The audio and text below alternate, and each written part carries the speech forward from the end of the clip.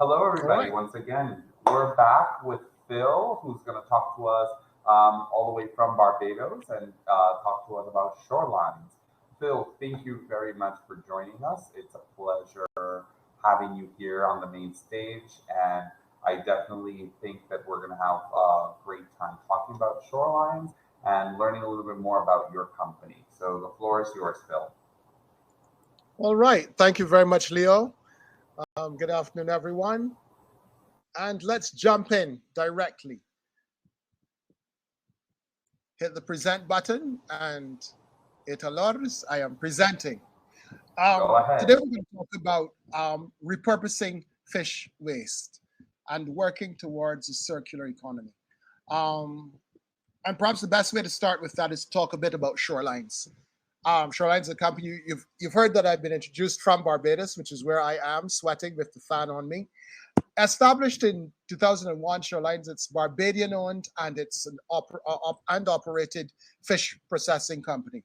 Located in St. John, we process both frozen and fresh fish. So it's fish from the market and then also local and imported fish that's been frozen. I encourage you to go to shorelines.com and take a look at our offerings and see what we've been up to locally. The company handles approximately 52,000 kilograms of fish per month. And the industry standard is around 30 to 35% of that fish is offal, so it's processed as waste, and then that requires disposal. So we're looking at about 18,200 kilograms of waste per month. As with all of the local fish markets and the other fish processors in Barbados, traditionally all of this has been sent as garbage to the landfill. And this has been going on obviously since before that I've been alive. However, over the past 2 years, Shorelines, we've been working to develop ways to reduce the quantity of fish that's being sent to the bin. Cooperating with CARDI, the University of the West Indies, UWI, and the Barbados Fisheries Department, we developed an ensiling process that we've been using to produce fertilizer. And since we're in St. John, one of the farming areas in Barbados, we've taken that fish silage-based fertilizer and taken it into the field, and we've discovered that it works. So what do? We process the fish offal with acetic acid, which provides a swift breakdown. There are other ways of ensiling fish waste.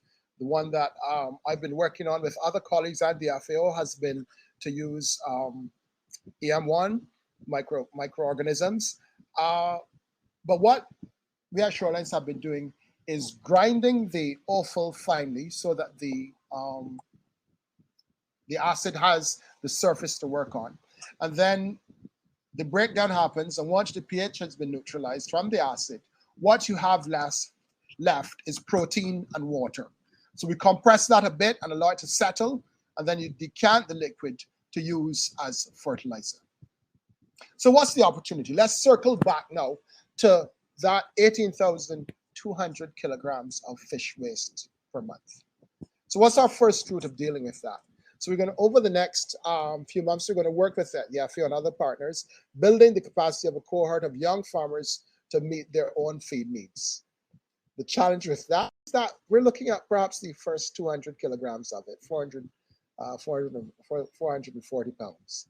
It's not a lot. The real challenge comes in route 2, to build out the capacity of Shorelines. Because remember, we are a fish processing plant. To handle the conversion of 18,000 kilograms of fish waste, fish offal, into fish silage, which can then be post-processed.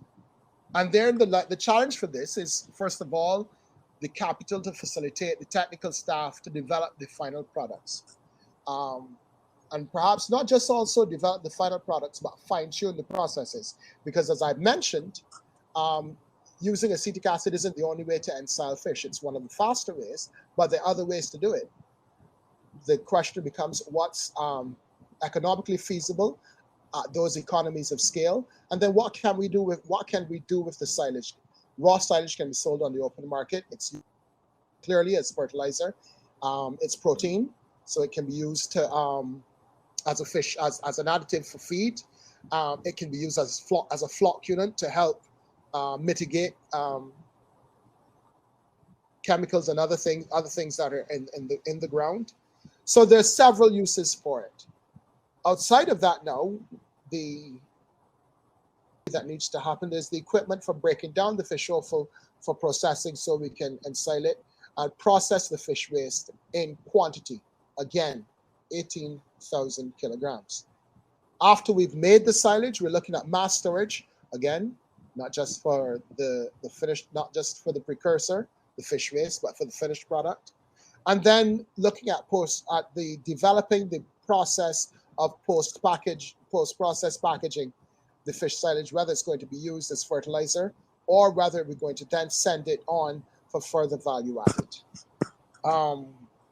And there it is. So you're going to ask now, why not just continue to send the fish offal to the landfill? A couple of reasons. Because it's biodegradable, so it's not going to be in the landfill forever. But herein lies the first challenge: is that its environmental impact. When the offal decomposes, as I think anyone who has left some fish bones in their garbage can overnight discovers, it smells bad. And more than that, it produces large amounts of methane. And at the quantities that we're talking about, let's go down to the last slide, land use and space constraints. We're talking about, in Barbados, 5 tons of fish waste per day, 6 days a week. Wow. So that is a lot of fish waste that's being disposed of. And again, as I said, they've been doing this for longer than I've been alive, and we are not even at peak fish season now. Wow. So you can imagine the space, simply the land that is being used to dispose of this waste. There's environmental impact. That's right. Air and water pollution, because then the leachate it will go into the water table. There is the methane, and which has a much higher global warming potential than carbon dioxide. And then there's the reality that you have this fish waste, which we're treating as a missed opportunity to extract value from, and which we can then help contribute to the circular economy. And that is really the pitch that we have here. It's not sustainable to continue to do it as we head into the coming decades. We need to make sure that we're an island. We have very few natural resources. We need to take a circular approach to using the raw materials that we have been provided with. So I thank you. That was brief and swift and to the point. I will take questions because it's something we've been working on for a little while, so I think we're intimately familiar with it. If you need to get hold of the CEO of Shorelinez, his name is David Sumter, and you can get our contact information, David at Shorelinez. And what I will do is drop a PDF of this presentation into the profile.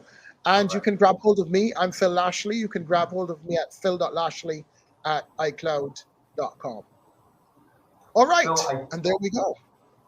Phil, definitely, I think we had, it's great to hear about this. I definitely had not thought about the scale at which fish waste actually gets generated. So I know that you guys have come up with this idea, but for the folks that are not, for example, I know that you're trying to do this in your own plant, but for the folks that are not doing that, like, is this fish waste just going to the landfill directly? It's not being put to good use?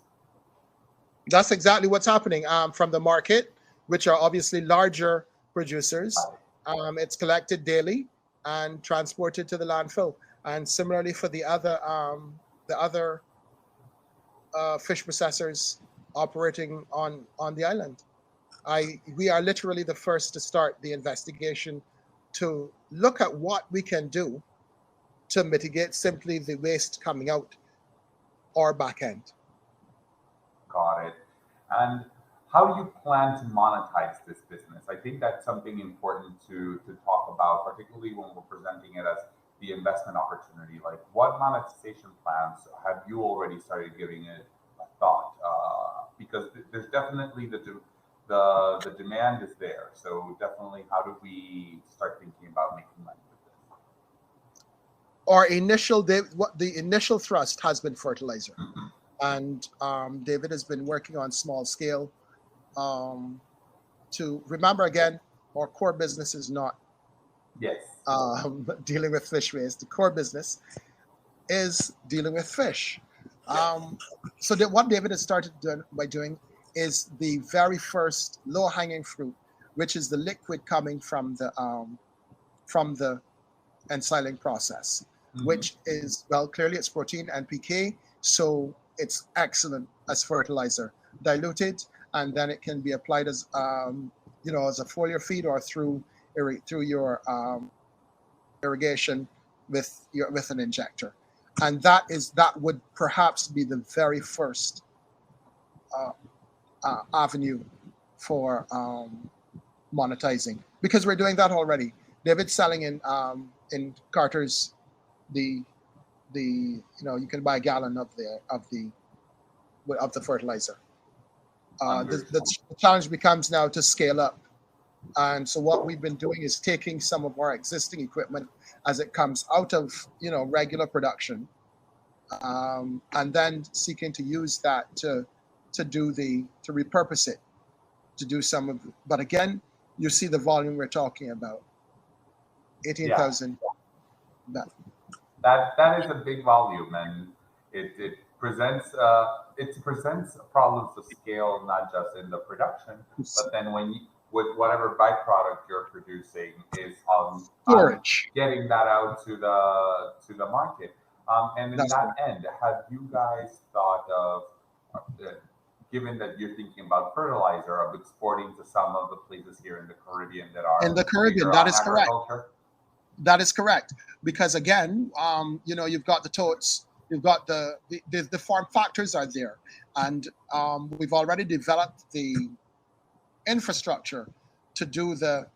We regularly need to ship. We regularly need to move fish, and therefore the infrastructure is there to move the end product.